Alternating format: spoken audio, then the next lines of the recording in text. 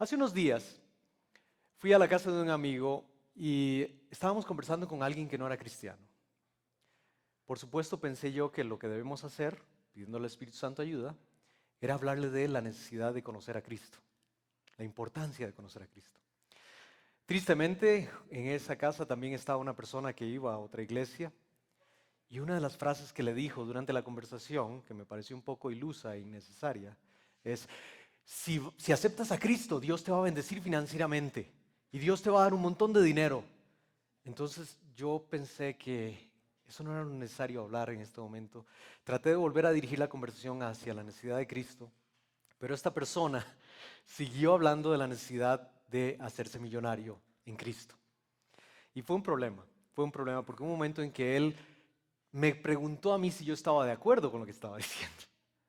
Yo no quería tener una discusión porque estaba hablando con alguien de Cristo, pero tampoco quería decirle que estaba de acuerdo.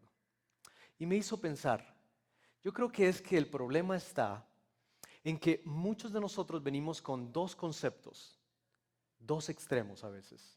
Venimos de iglesias donde nos enseñan que Dios, por ser nosotros hijos de Él, tenemos que ser ricos y no podemos ser pobres.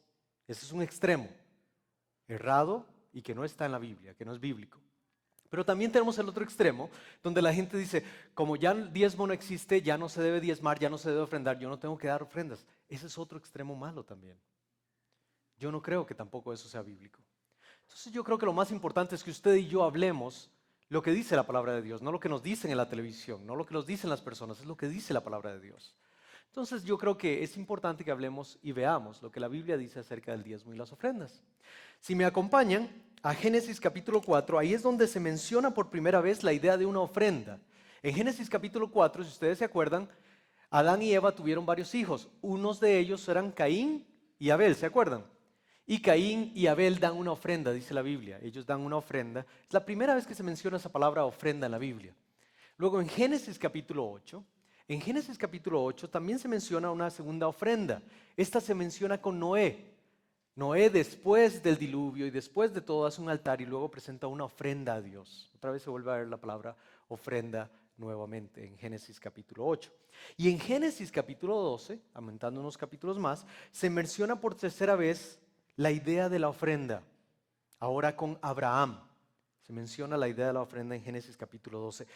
Hay algo muy interesante, un común denominador en esos tres pasajes, en Génesis 4, en Génesis 8 y en Génesis 12. Si usted los lee con detenimiento en su hogar, usted se dará cuenta que en ninguno de esos casos Dios les pidió que hicieran esa ofrenda. En ninguno de esos casos dice Dios les dijo, haz esto para mí. No. En los tres casos la ofrenda es voluntaria. Fue un deseo de Caín y Abel, fue un deseo de Noé y fue un deseo voluntario de Abraham. Ahora llegamos al capítulo 14. En el capítulo 14 de Génesis es donde encontramos por primera vez la palabra diezmo. Ahí es donde se usa la primera vez en hebreo la palabra diezmo. Y es un caso muy interesante. Yo no sé si ustedes se acuerdan de esta historia. Lot vivía en Sodoma y Gomorra y habían conquistado los de Sodoma y Gomorra esta área donde estaba Lot. Y entonces Lot había sido capturado por medio de esta gente. Abraham, que es su tío, se da cuenta de lo que pasa y con 300 hombres se van de noche y logran recuperar, rescatar a Lot y a su familia. Luego de eso, cuando van de camino a casa, se encuentran al que llaman en la Biblia rey de Melquisedec, que es una teofanía muy interesante, y dice aquí que cuando vio a Melquisedec, y Melquisedec es el rey de Salem, le llaman, en este caso, se encuentra y hace y le da los diezmos. Génesis 14, 18 al 20 dice que le dio el 10% de todo el botín. ¿Cuál botín? Bueno, cuando fue a rescatar a Lot, como ganó y conquistó, se trajo todo lo que había llevado, y dice que le dio el 10% al rey de Salem. Entonces, muy interesante, ahí le da. Otra vez no se menciona que sea obligatorio, sino que se menciona que Abraham lo hizo de corazón y le dio el 10%. Otro ejemplo del Antiguo Testamento se encuentra en Génesis 28, 20-22. Ahora, este es muy interesante. Dice, e hizo Jacob voto diciendo, si fuere Dios conmigo y me guardare en este viaje en que voy, y me diere pan para comer y vestido para vestir, y si volviere en paz a casa de mi padre, Jehová entonces será mi Dios. Y dice el versículo 22, y esta piedra que he puesto por señal será casa de Dios, y de todo lo que me dieres, el diezmo apartaré de ti. Aquí está la clave. Se encuentra en el primer versículo, dice, versículo 20, voto de Jacob, diciendo, si fuere Dios conmigo, si me guardares en este viaje, si me dieres pan para comer y si vestido para beber, y si yo volviere en paz a casa de mi padre, tú serás mi Dios. ¿Sabe cómo se llama eso en este país? Y en todo el mundo, se llama soborno. Y eso es lo que Jacob estaba intentando hacer con Dios. Le estaba diciendo, oye, si tú me haces esto y esto y esto, entonces yo te voy a adorar y te voy a dar el diezmo de lo que me das. Eso nos pasa mucho en las iglesias. Yo no sé si han oído falsos maestros que le enseñan, si usted le da a Dios, Dios está obligado, está totalmente obligado a darle a usted todo lo demás. Dios no está obligado absolutamente a nada, Dios es Dios. ¿Me comprende? Pero en este caso es peligroso porque estamos tratando de sobornar a Dios. Piense en Jacob tratando de sobornar a Dios y piense cuando nosotros nos paramos enfrente de Dios y tratamos de decirle a Dios, si tú haces esto, yo te voy a dar esto. Dice la ilustración famosa que ustedes han oído muchas veces, si me pego la lotería te doy el diezmo. Es como diciéndole a Dios, ayúdame a ganar la lotería y entonces yo te doy dinero. Como si Dios necesitara tu dinero. No lo necesita. Muy bien, ahora encontramos hasta ese momento que la idea de la ofrenda y el diezmo, hasta ese momento no hay un momento donde se diga que es una obligación, que Dios le está diciendo. Aún el mismo caso de Jacob, cuando está tratando de sobornar a Dios, en este caso ni siquiera Dios le está diciendo que lo haga. Es una cuestión que Jacob está diciéndole a Dios que va a hacer. Pero nos vamos entonces a Génesis 41 y ahí sí encontramos algo muy interesante. Génesis 41 nos dice en el versículo 34, haga esto Faraón y ponga gobernadores sobre el país y quinte la tierra de Egipto en los 7 años de la abundancia. ¿Recuerdan que José fue llevado a Egipto? Y bajo el Faraón, José había llegado a ser gobernador de la tierra, el segundo. Y entonces hay un momento en que va a haber una sequía y José habla con Faraón y le dice, esto es lo que tienes que hacer. Durante los próximos 7 años de las vacas gordas, esto es lo que vas a hacer. Vas a decirle al pueblo, a todo el pueblo, que quinten la tierra, o sea, que hagan un impuesto del 5% a la tierra durante esos 7 años de abundancia. ¿Con qué propósito? Entonces, era una especie de impuesto para poder ayudar al pueblo de Faraón. Un principio entonces, parece que la ofrenda voluntaria es para Dios y la ofrenda obligatoria es para impuestos que los gobiernos utilizan. ¿Ok? Entonces pareciera que la Biblia nos está dando por ahí, por lo menos hasta ahora, la idea de que la ofrenda voluntaria es para Dios y la ofrenda obligatoria es para el gobierno. Pero bueno, usted y yo hemos oído hablar de que hay que dar ofrendas al Señor, hay que dar diezmos al Señor. Bueno, vamos a ver de dónde se origina eso entonces. Ustedes saben un poquito de historia, ustedes saben los hijos de Jacob. ¿Se acuerdan de los hijos de Jacob? Bueno, los que están viendo la pantalla van a poder darse cuenta cuáles son. Dice, los hijos de Jacob son Rubén, Simeón, Leví, Judá, Isaacar, Zabulón, José, Benjamín, Dan, Neftalí, Gad y Aser. ¿Ok? Ahora, ¿quién lo podrá decir de memoria? Está difícil, ¿verdad? Pero entre esos 12 hijos estaba Leví.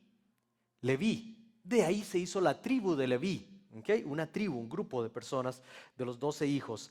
Y dice en Números, si usted puede buscarlo en su Biblia, Números capítulo 8, 13 y 14, Números capítulo 8, 13 y 14 dice, presentarás a los levitas delante de Aarón y delante de sus hijos y los ofrecerás en ofrenda a Jehová. Así apartarás a los levitas de entre los hijos de Israel y serán míos los levitas. Entonces parece que aquí es que Dios está decidiendo que la tribu de Leví van a ser los sacerdotes. ¿Ok? Y dice por lo demás en el versículo 22 del capítulo 8, así vinieron después los levitas para ejercer su ministerio ¿en dónde? En el tabernáculo de reunión delante de Aarón y delante de sus hijos. De la manera que mandó Jehová a Moisés acerca de los levitas, así hicieron con ellos. Entonces ahora sí podemos ver claramente que aquí sí Dios está haciendo una orden. Dice, quiero que los levitas sean los sacerdotes del tabernáculo. ¿Okay? Y apartaron a los levitas. Pero ¿qué pasa? ¿Por qué será importante que tengamos a los levitas en la iglesia, en la tribu? Muy interesante, dice Levíticos 27:30. El diezmo de la tierra, esta es una ley mosaica, el diezmo de la tierra, así de la simiente de la tierra como del fruto de los árboles de Jehová es, cosa dedicada es. Aquí encontramos ahora que entonces Dios le está diciendo al pueblo, esta es una ley mosaica, de todos los productos de granos, de comida, de todo el ganado, de todo lo que tengas de comida, de la tierra, todo el 10% le pertenece a Dios. Pero ¿para qué lo va a necesitar? Números 18, 20, 21, como lo hemos leído, dice: y Jehová dijo a Aarón, de la tierra de ellos no tendrás heredad, ni entre ellos tendrás parte. Yo soy tu parte y tu heredad en medio de los hijos de Israel. Y he aquí yo he dado a los hijos de Leví todos los diezmos de Israel. ¿Notaron ustedes? Primero dice, voy a llamarlos a ellos mi heredad. De la tierra de ellos no tendrán heredad. O sea, Dios había dividido la tierra de Israel en diferentes grupos. 11 diferentes grupos, pero los levitas no tenían terreno, no tenían tierras. La heredad de ellos no va a tener una parte, un terreno. Pero yo soy tu parte y tu heredad en medio de los hijos de Israel, dice Dios. Y después dice, he aquí yo he dado a los hijos de Leví todos los diezmos en Israel por heredad. ¿Cuáles eran los diezmos que Israel tenía que dar? La 10ª parte de ¿qué? De los frutos, de la comida, del ganado. La 10ª parte de todas esas cosas le van a pertenecer ¿a quiénes? A los levitas. Y piénselo, es por lógica. Si los levitas no iban a tener un terreno donde iban a arar y donde iban a tener ganado y todo eso, ¿con qué iban a comer? ¿Con qué iban a vivir? Dios entonces hace esta ley tan interesante para decir, para que ellos puedan sostenerse, para que los sacerdotes puedan sostenerse, les vamos a dar el 10%, ¿ok? Y entonces dice el 10% de la comida, el 10% por supuesto de los productos, y dice, por cuanto ellos sirven en el ministerio del tabernáculo de reunión. Y luego si nos vamos a Deuteronomio 14, 27, 29, dice, no desampararás al levita que habitar en tus poblaciones, porque no tiene parte ni heredad contigo. Pero noten, este es un mandato de Dios, no desampararás al levita, no lo desampararás. Al fin de cada 3 años, sacarás todo el diezmo de tus productos, la 10ª parte de tus productos de aquel año, y lo guardarás en tus ciudades. Entonces, cada 3 años, cuando llega el periodo de 3 años, en ese tercer año, todos los israelitas tenían que sacar 10% de lo que tenían de ganado, de productos de comida y de hortalizas, y tenían que traérselos a los levitas. Pero noten ustedes algo muy interesante en el versículo 29. Dice, y vendrá el levita que no tiene parte ni heredad contigo, y además del levita viene también el extranjero, el huérfano y la viuda que hubiera en tus poblaciones, y comerán y serán saciados, para que Jehová tu Dios te bendiga en toda obra que tus manos hicieren. Entonces quiere decir que al tercer año los levitas podían venir, pero no solo los levitas, no solo los sacerdotes, podían venir ¿quiénes más? Las viudas, los huérfanos y los extranjeros. Y dice, para ellos he provisto esa 10ª parte. Yo pienso que una de las cosas que nos está pasando en la iglesia actualmente es que mucha gente pide y trata de extraerle el dinero a la gente. Y si van a usar ese tipo de manipulación, que por supuesto es antibíblica, al menos deberían seguir la idea de ayudar a las viudas, a los huérfanos y a los extranjeros. Deberían, por lo menos, si queremos seguir tratando de manipular los textos de esa forma. Pero noten ustedes cómo entonces el diezmo era una especie de impuesto que era para los israelitas para poder sostener a los levitas, a los huérfanos, a las viudas y a los extranjeros. Era algo muy interesante que Dios había provisto para su pueblo. Todo muy bien planeado.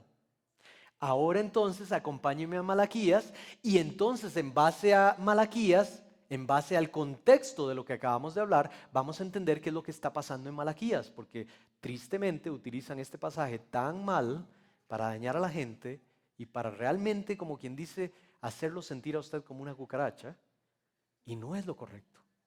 Malaquías capítulo 3. Malaquías, capítulo 3 dice, y vendré a vosotros para juicio, y seré pronto testigo contra los hechiceros y adúlteros, contra los que juran mentira y los que defraudan en su salario al jornalero, a la viuda y al huérfano. Repitió eso, ¿vieron? Dice aquí, voy a venir, ¿quién? Jehová.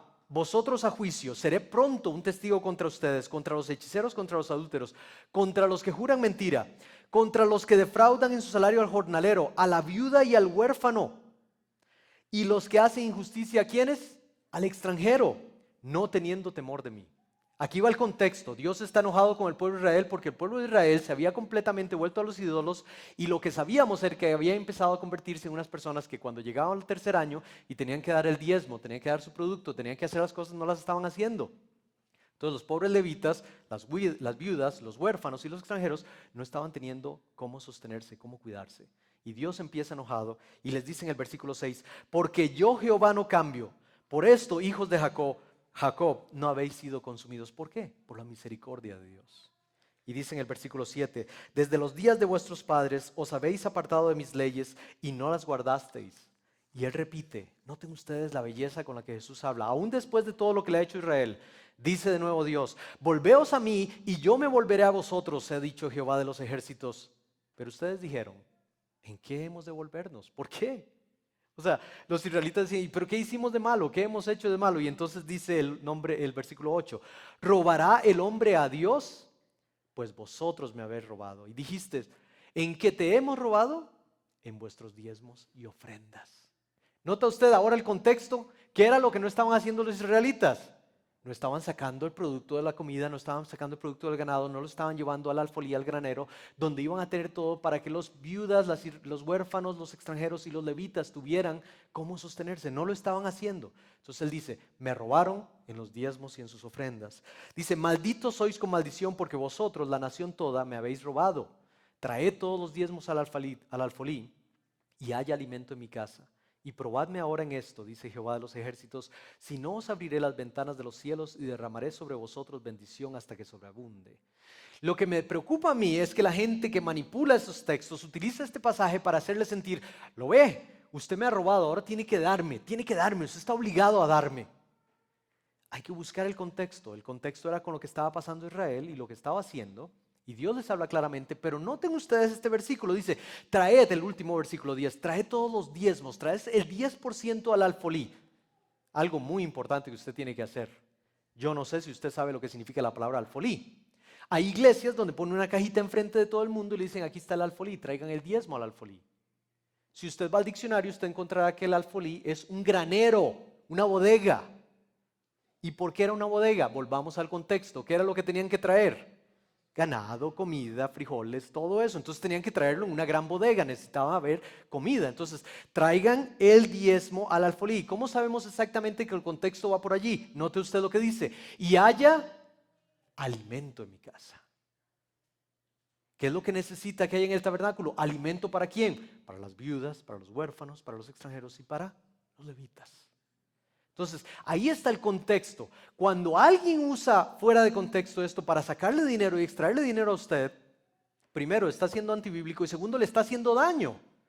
Porque Dios no viene a usted, de acuerdo a lo que hemos ido viendo, de que la ofrenda no es obligatoria, es voluntaria, es del corazón. Entonces, si alguien me está manipulando a mí para que yo dé dinero, ya no es voluntario. ¿Estamos de acuerdo? Vamos a seguir leyendo un poquito más de eso. Vamos a un ejemplo muy interesante que creo que le va a ayudar a usted a entender más todavía ese contexto. Éxodo 25, en el versículo 1, empieza Jehová diciéndole a Moisés. Éxodo 25:1. Jehová habló a Moisés diciendo, di a los hijos de Israel que tomen para mí ofrenda. ¡Ajá! Aquí está. Aquí está. Aquí dice claramente que hay que dar ofrenda, ¿verdad? Ahí está diciendo, quiero que tomen para mí ofrenda. Entonces, si Dios hubiera querido que la gente entendiera que es obligatorio, el texto hubiera acabado allí. Pero el texto no acaba allí. Vean lo que dice el texto. Dice en el versículo 2, di a los hijos de Israel que tomen para mí ofrenda de todo varón que la diere, ¿cómo? De su voluntad, de corazón tomaréis mi ofrenda. Repito, esto es importante, dice, di a los hijos de Israel que tomen para mi ofrenda, de todo varón que la diere de su voluntad, de corazón tomaréis mi ofrenda. Entonces aquí está claro que para Dios, si iba a pedirle que le diera ofrenda al pueblo a él, tenía que ser de corazón. Y luego dice en el capítulo 35, nos adelantamos, En el capítulo 35, versículo 4, ya está Moisés con la congregación, repite las palabras de Dios. Noten ustedes, versículo 4 de Éxodo 35. Y habló Moisés a toda la congregación de los hijos de Israel, diciendo: esto es lo que Jehová ha mandado. Tomad de entre vosotros ofrenda para Jehová, todo generoso de corazón la traerá. ¿Notó eso? Todo generoso de corazón la traerá. Oro, plata, bronce. Ujú. Adelantémonos un poquito para que vea usted el versículo 21. Vino todo varón a quien su corazón estimuló y todo aquel a quien su espíritu le dio voluntad con ofrenda a Jehová para la obra del tabernáculo de reunión y para toda su obra. Interesante. Hay iglesias donde si yo predico algo así, un pastor se me acercaría y me diría: no hagas eso. Si tú predicas que la gente dé ofrenda voluntariamente, la iglesia se va a la quiebra. Pero noten ustedes lo que pasó aquí. Cuando Dios le pidió a Moisés que le dijera al pueblo que lo dieran de corazón, esta es la respuesta. Y vino todo varón a quien su corazón estimuló, y todo aquel quien su espíritu le dio voluntad, con ofrenda a Jehová. Y sigue diciendo el versículo 22, vinieron así hombres como mujeres, todos, repite, todos los voluntarios de corazón, y trajeron cadenas, zarcillos, anillos, brazaletes y toda clase de joyas de oro, y todos presentaban ofrenda de oro a Jehová. Todo hombre que tenía azul, púrpura, carmesí, lino fino, pelo de cabras, pieles de carneros teñidas de rojo, pieles de tejones, lo traía. Todo el que ofrecía ofrenda de plata o de bronce traía a Jehová la ofrenda, y todo el que tenía madera de acacia la traía para toda la obra de servicio. ¿Notan ustedes que aquí no están dando solo dinero? Aquí están dando todo porque es para el tabernáculo, es para ayuda del tabernáculo, entonces están ayudando de diferentes formas. Sigue diciendo el versículo 26, todas las mujeres cuyo corazón les impulsó en sabiduría hilaron pelo de cabra. Los príncipes trajeron piedras de ónice y las piedras de los engastes para el efod y el pectoral, y las especies aromáticas y el aceite para el alumbrado y para el aceite de la unción y para el incienso aromático. De los hijos de Israel, vuelve a repetirse, noten ustedes, verso 29, así hombres como mujeres, todos los que tuvieron corazón voluntario para traer para toda la obra que Jehová había mandado por medio de Moisés que hiciesen. Termina el versículo diciendo: trajeron ofrenda voluntaria a Jehová. Se repite de nuevo esto. Dios quiere que quede claro en los corazones que si usted va a entregar, tiene que hacerlo de corazón, no cuando está manipulado u obligado. Vaya conmigo al al capítulo 36, versículos 5 y 7. Esto es maravilloso, porque yo digo, qué súper sería que pasara esto en nuestras iglesias también. En el versículo ya la gente dio, ya la gente siguió entregando, ¿ok? Y vean ustedes lo que pasa en el capítulo 36, versículos 5 al 7. Y hablaron a Moisés diciendo: el pueblo trae mucho más de lo que se necesita para la obra que Jehová ha mandado que se haga. Entonces Moisés mandó a pregonar por el campamento diciendo: ningún hombre ni ninguna mujer haga más para la ofrenda del santuario. Así se le impidió al pueblo ofrecer más, pues tenían material abundante para hacer toda la obra y sobraba. ¿Se imagina usted que tuviéramos que decirle: hermano, por favor, done a la Cruz Roja o al Teletón o algo, porque ahorita ya estamos muy bien aquí? Increíble. La razón por la cual no pasa en la actualidad es porque nuestro corazón está completamente muy lejos de Dios. Somos muy egoístas y pensamos mucho materialmente. Pero cuando uno tiene ese corazón de agradar, de ayudar al Señor, uno lo hace de corazón, con gusto. Y sería increíble que esto pudiéramos hacerlo. Pero por lo menos la Biblia nos muestra un ejemplo de que sí se puede, ¿no? Que sí se puede, claro que sí, en Cristo. Ahora, quiero mostrarle otro principio muy interesante que en el Antiguo Testamento se da y que se repite después en el Nuevo Testamento. Deuteronomio 16, del 16 al 17 dice: 3 veces cada año aparecerá todo varón delante tuyo en el lugar en el que escogiere, en la fiesta solemne de los panes sin levadura, y en la fiesta solemne de las semanas, y en la fiesta solemne de los tabernáculos.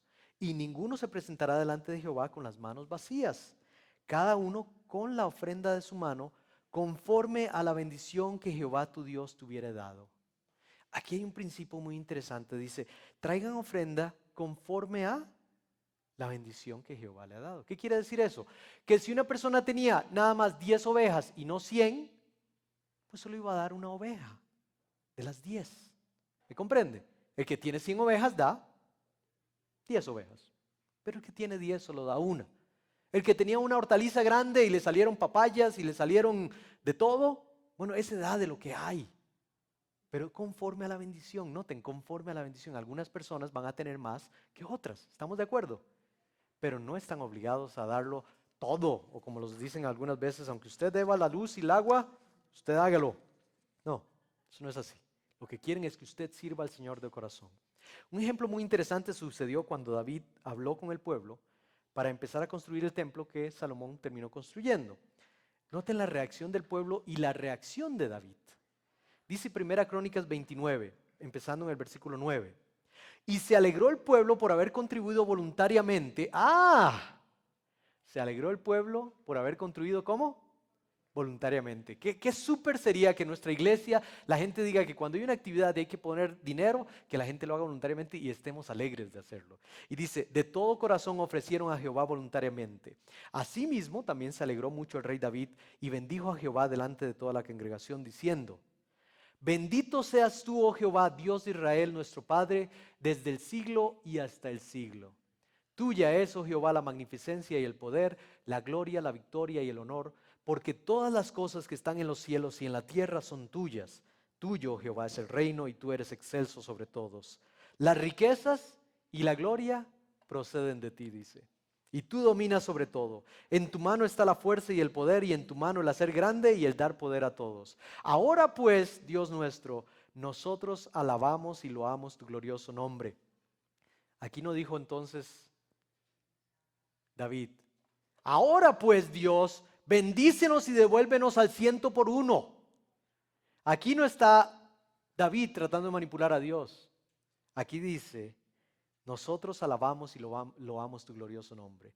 Porque ¿quién soy yo? Noten ustedes la pregunta de David. ¿Y quién es mi pueblo para que pudiésemos ofrecer voluntariamente cosas semejantes? ¿Cómo? Pues todo es tuyo y de lo recibido de tu mano te damos. Aquí está el corazón de una persona que está agradecida y quiere dar por agradecimiento, pero que sabe claramente que Dios no tiene que darle nada a cambio y que más bien se lo está ofreciendo como diciendo, este es mi sacrificio porque todo es tuyo de todas maneras, Dios. Aquí está. La gente de manera voluntaria lo hace y la gente se puso a adorar a Dios. Y ese debería ser el fin de nuestra entrega de ofrendas y diezmos. Que cuando lo hagamos para adorar a Dios, a glorificar a Dios, no para darle el último modelo del carro al pastor o para pagarle su último viaje a Miami. No, es para que Dios sea utilizado para llevar el evangelio a otros lugares. En el Nuevo Testamento también ese mismo principio continúa.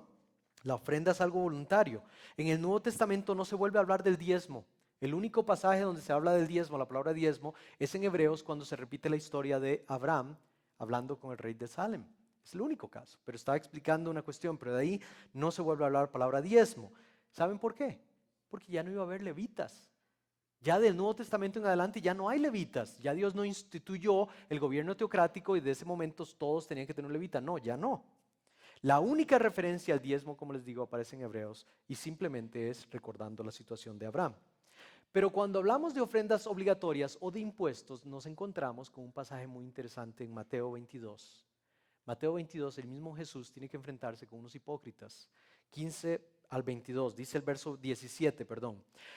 Dinos pues qué te parece, le dicen estos fariseos. ¿Es lícito dar tributo a César o no?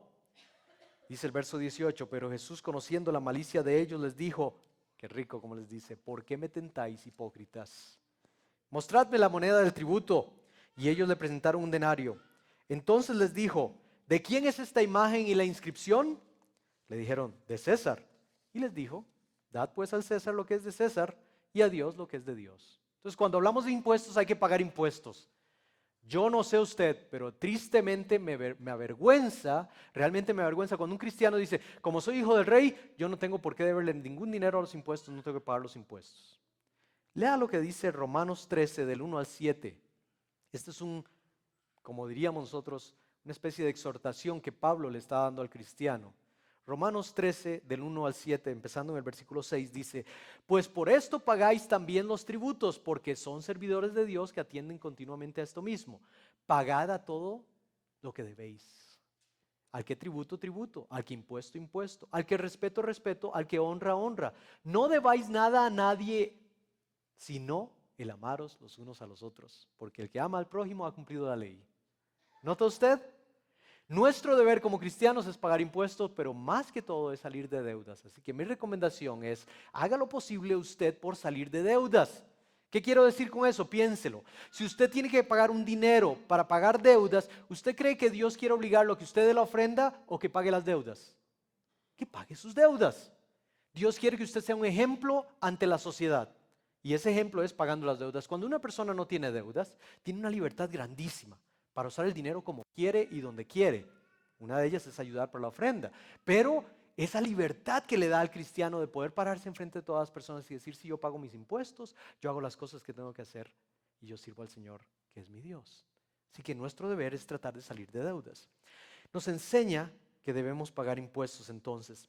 La directriz sobre la ofrenda, quizás el más conocido y el más importante, se encuentra en 2 Corintios 9, 6 al 7. Muchos lo hemos oído.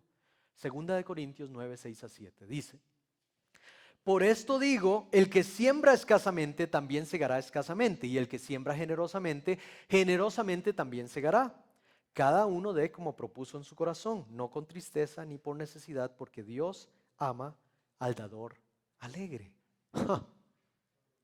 Yo no sé cuántas veces usted ha escuchado por televisión, por radio, en las iglesias, gente que utiliza este pasaje para hacerlo sentir a usted bien mal.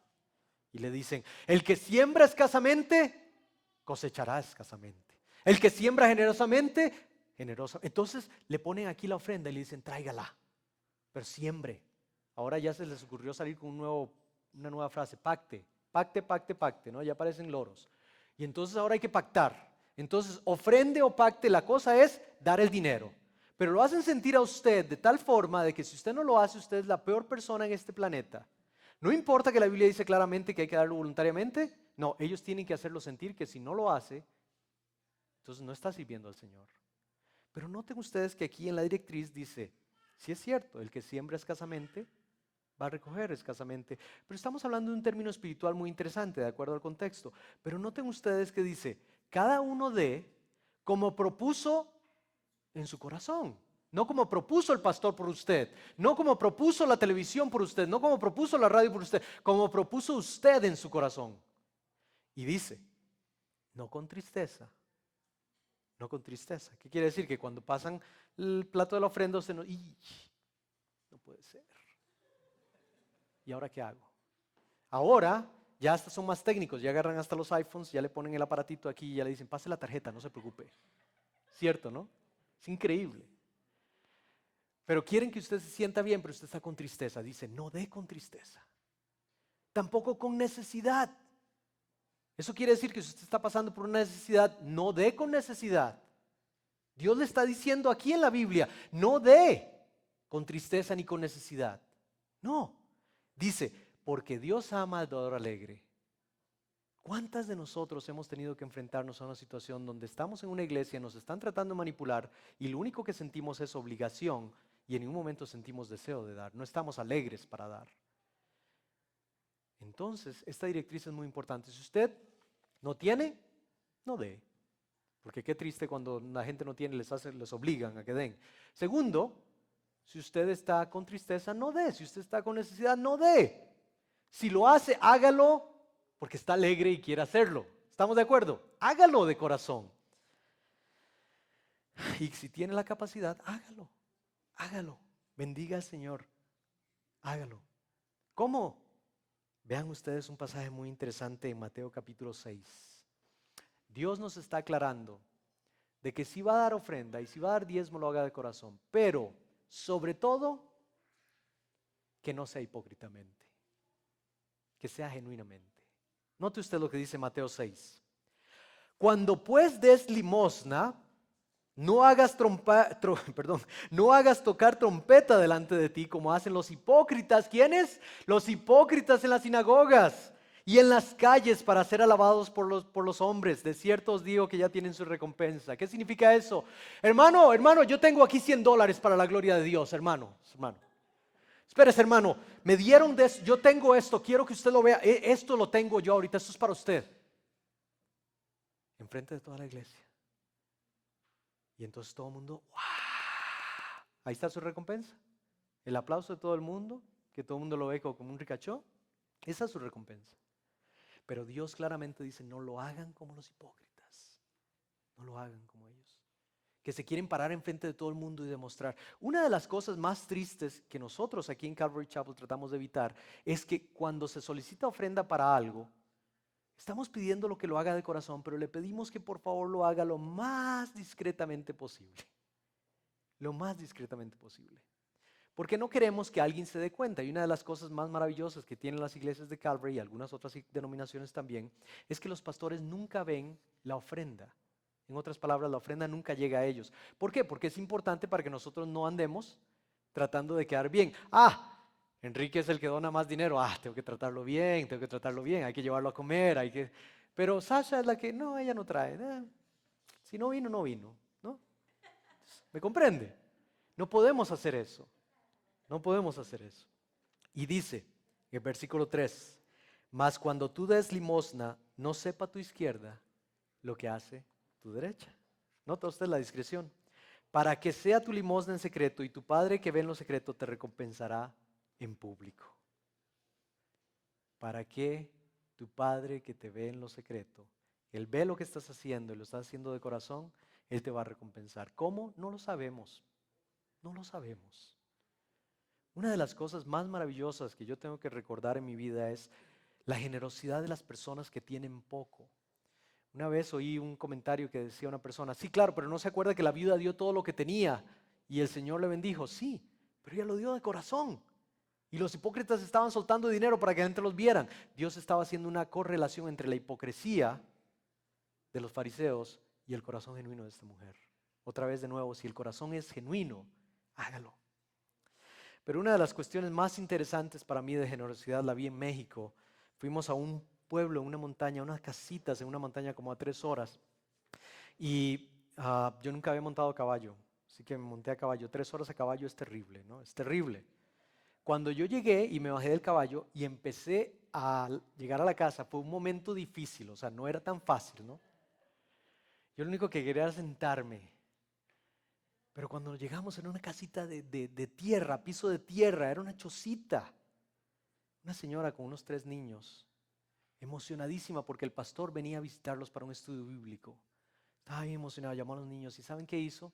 Tenía un pequeño comalito ahí de barro y un hornito de barro y todo, y empezó a hacer con una masa unas tortillas. Era lo único que tenía la señora.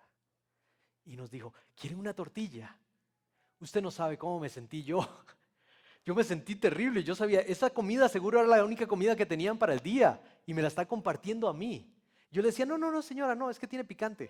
No. Y ella, ¿cómo se llama? Me decía, no, adelante, coma. Eso es generosidad.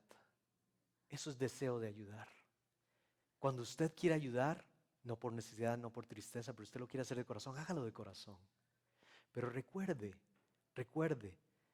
el Señor quiere que usted bendiga a los hermanos de una forma especial, siendo una persona genuina, no siendo una persona hipócrita, siendo una persona real y no un fariseo. Una de las cosas que recuerdo yo cuando era niño, no sé si usted fue a ese tipo de iglesias, tenían atrás una especie de tablero donde ponían cuántos libros leyeron, yo después descubrí que eso era que todos los misioneros lo hacían porque venían de Estados Unidos y así se hacía y así lo hicieron en nuestros países. Pero ponían diferentes cosas, pero ponían uno bien largo, ofrendas, y ahí ponían la cantidad. En otra iglesia donde fui, a un pobre ujier lo pasaban al frente para que empezara a leer los nombres y dijera, Priscila, sí, Priscila dio 20,000 pesos. Por allá, sí, también. Josefina, no, 10 pesos. ¿Ok? Entonces hacían que la gente se sintiera mal. En lugar de servirle al Señor, lo que estaban creando era más bien que la gente se alejara del Señor. Nuestra idea no es que usted se aleje de Cristo, sino que se acerque a Cristo. Y que conforme a las bendiciones de Dios, conforme a cómo Dios le está bendiciendo materialmente y espiritualmente, usted pueda dar de lo que tiene. Y recuerden, no todo el tiempo significa solo ofrenda en dinero. Tal vez usted pueda apoyar a la iglesia en diferentes áreas. Usted es un experto en algo, en sonido, quiere ayudarnos en sonido. Usted es un experto en luces, electricidad, nos quiere ayudar en electricidad, etc. Usted dice, yo solo puedo hacer esto, ¿le puedo ayudar en algo? y nosotros con mucho gusto lo vemos y yo sé que el Señor lo toma como una ofrenda agradable a Él. Pero lo importante es, como dice 2 Corintios 9:7, cada uno dé como propuso en su corazón, no con tristeza ni por necesidad, porque Dios ama al dador alegre. ¿Qué le parece si usted y yo le pedimos perdón y nos arrepentimos al Señor por las muchas veces que no hemos dado la ofrenda y no hemos dado servicio al Señor de manera genuina, y le pedimos al Señor que de ahora en adelante podamos hacerlo? Y si usted que me está viendo en este momento piensas que has fallado porque eres un líder y has predicado este mensaje antes, yo quiero decirte que todo el tiempo Dios nos da la oportunidad de ser diferentes y cambiar. Entrégale ahora al Señor tu vida y pídele al Señor que ahora te permita ser un buen líder que lleve la palabra correcta del Evangelio. Entonces repetimos en conclusión, la Biblia nos muestra que si las ofrendas se dan, son voluntariamente.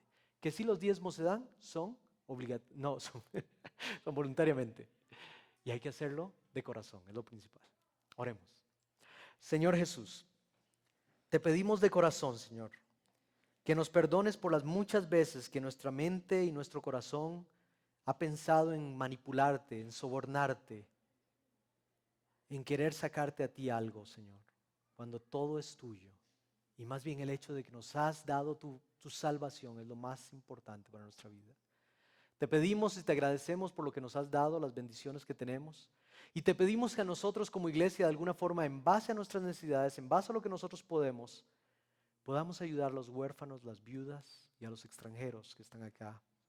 Y poder nosotros servirte, Señor, y mostrar como Calvary Chapel que queremos glorificarte aún en las finanzas, Señor. Te agradecemos por todo lo que nos das. En el nombre de Cristo Jesús. Amén.